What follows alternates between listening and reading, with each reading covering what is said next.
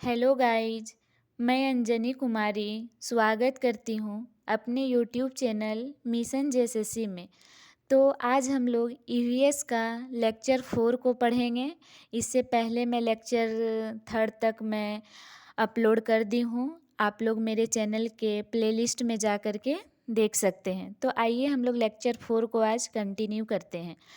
तो क्या है कि चींटी जो है, आप लोग देखे होंगे चींटी को। चींटी जो है एक लंबी कतार बन करके चलती है। तो जो आगे की चींटियाँ होती है, तो आगे की जो चींटी होती है वो एक ऐसा गंध छोड़ती है जिसे सूंघ करके उसके पीछे जो चींटी रहती है वो सब एक कतार बना करके चलती है। उसके बाद है कि रेशम का कीड़ा जो है वो नर कीड़े अपनी मादा को उसकी गंध से कई किलोमीटर दूर तक ही पहचान लेते हैं। मच्छर है जो हमारे शरीर की गंध, खास करके पैरों के तलवे और जो है हमारे शरीर की गर्मी से वो ढूंढ लेते हैं। उसके बाद है कि कुत्ता अपने इलाके से बाहर आए कुत्ते को वो लोग अपने मल मूत्र के गंध से पहचान लेते हैं कि हमारे इलाके में बाहर से कोई कुत्ता आया हुआ है। उसके बाद है कि पक्षियों की जो आँखें पक्षियों के जो आँख होते हैं वो सिर के दोनों तरफ होते हैं, दो तरफ होते हैं। तो ये क्या होता है कि जब ये एक ही समय में दो अलग अलग चीज़ों पर नज़र डालता है तब ये दोनों तरफ जो होता है वो नज़र डाल सकता है और सामने देखते हैं तब इसकी जो दोनों आँखें एक ही चीज़ों पर होती हैं। उसके बाद हम लोग नेक्स्ट बढ़ते हैं। क्या है कि पक्षियों की आँखों की पुतली नहीं घूमती है और वो लोग जब अपने आसपास की चीज़ों को देखना होता है तो वो लोग अपने गर्दन को घुमा करके देखते हैं। उसके बाद है कि पक्षी जब दोनों आँखें एक ही चीज़ों पर केंद्रित करते हैं तो उन्हें वो चीज़ बहुत दूरी में होने का एहसास होता है और जब अलग अलग चीज़ों पर केंद्रित करते हैं तो उनके देखने का जो दायरा होता है वो बढ़ जाता है। अब चील, बाज और गिद्ध ये जो है हमसे 4 गुना ज़्यादा दूर तक देख सकते हैं। हम अगर 2 मीटर देखेंगे तो ये सब जो है चील, बाज, गिद्ध ये लोग 8 मीटर को देख सकते हैं। उसके बाद है कि रात में जागने वाले जानवर हर चीज़ को सफ़ेद और काला देख पाता है, लेकिन दिन में जो लोग जागते हैं, जो जानवर जागते हैं वो लोग कुछ ही रंग को देख पाते हैं। उसके बाद है कि सांप जो है, सांप के बाहरी कान नहीं होते हैं। यह ज़मीन पर हुए कंपन को ये लोग सुन पाते हैं। उसके बाद है कि लंगूर लंगूर के जो पास आती मुसीबत को वो लोग देख करके अपना एक अलग आवाज़ निकालते हैं, एक ख़ास आवाज़ निकालता है। जैसे शेर चीता को जब ये लोग देखता है तो ये लोग अलग आवाज़ निकालता है। फिर उड़ कर के जो आते हैं उड़ कर के आने वाले को के लिए अलग आवाज़ निकालते हैं। ज़मीन पर चलने वालों के लिए ये अलग आवाज़ निकालते हैं और इस तरह से अलग अलग आवाज़ निकाल करके अपने ये साथियों को संदेश देते हैं। डॉल्फिन भी अलग अलग तरह की आवाज़ें को निकालता है और एक दूसरे से जो है वो बातें करता है। उसके बाद है कि पक्षी हर अलग बात पर अलग आवाज़ें निकालता है।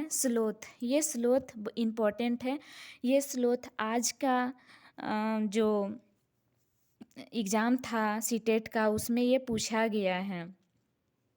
तो ये भालू जैसे दिखाई देते हैं स्लोथ। ये 17 घंटे पेड़ों से उल्टे सिर लटक करके मस्ती से सोते हैं। ठीक है।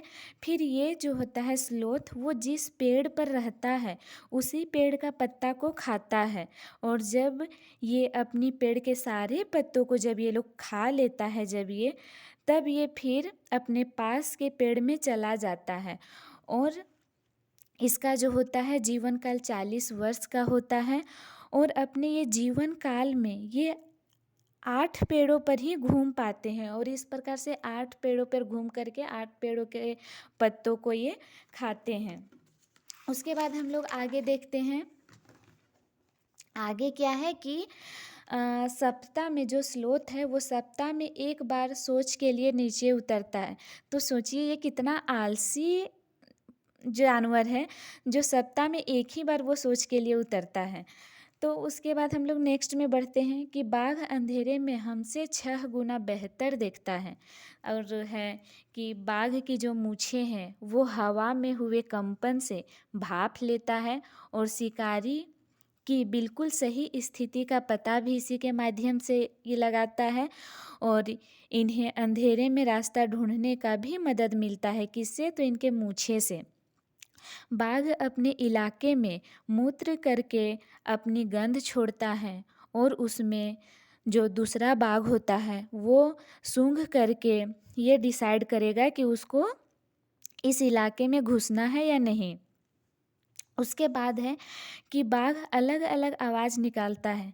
जैसे अगर वो गुस्से में हो तो अलग आवाज़ निकालेगा, बाघिन को बुलाना हो तो वो अलग आवाज़ निकालेगा। और फिर जब ये बाघ का जो गुर्राना जो होता है वो 3 किलोमीटर दूर तक सुनाई पड़ता है। बाघ हवा से पत्तों के हिलने और शिकार के झाड़ियों को जो शिकार का जो झाड़ी होता है वो हिलने का आवाज़, ये जो पत्ता का जो हिलने का आवाज़ और शिकार के झाड़ियों में मतलब जो शिकार ये होता है उसका वो लोग का जो आवाज़ होता है वो दोनों में अंतर को वो जान लेता है। बाघ के दोनों कान बाहर की आवाज़ इकट्ठा करने के लिए अलग अलग दिशाओं में बहुत ज़्यादा वो घूम भी जाते हैं। उसके बाद हम लोग देखते हैं उत्तराखंड। ये जो जिम कॉर्बेट नेशनल पार्क है ये उत्तराखंड में है।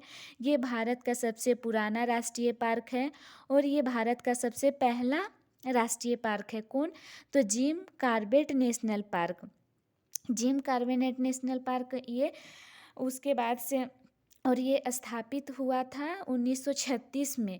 और ये जब लुप्त हो रहे हैं बाघों का संरक्षण के लिए इसे स्थापित किया गया था।